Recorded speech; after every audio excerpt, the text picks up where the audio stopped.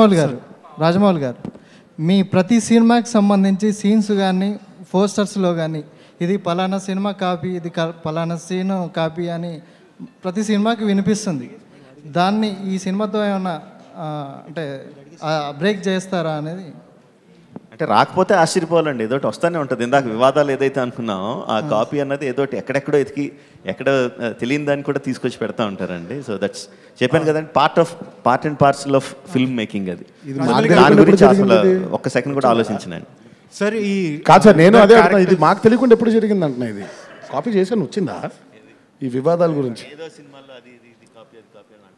మా దగ్గర రాలేదండి. సో డెఫినెట్గా దాని సార్ ఇద్దరు characters freedom fighters are rooted in Telugu culture, like Alluri Sitaramaraju గారి or Komaram Bheem. But you're making the film you're taking to other languages pan Indian లెవెల్లో. Maybe they don't know our history or about our freedom fighters. So are you worried whether they'll truly understand the importance of these characters, or will they see them just as heroic men, bonding with each other?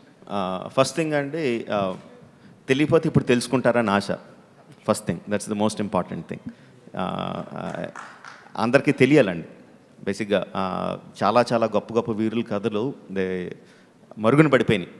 అదేం తప్పని కాదు, జరగలేదు, తెలియలేదు. So if people are interested, ఏంటి ఇద్దరు తెలుగు వీరుల గురించి చెప్తున్నారంట కదా అని చెప్పి if they start googling, if they start searching for who these people are, I will be more than happy, I will be honored if people do that.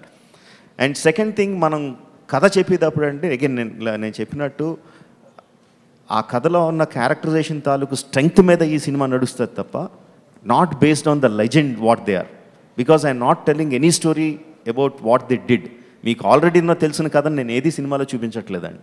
మీకు already ఉన్న తెలిసిన క్యారెక్టర్ లాగా ఏ విధంగా వీళ్ళు తయారయ్యారన్న కథనే నేను చెప్తున్నాను. So both ways I'm not worried about it.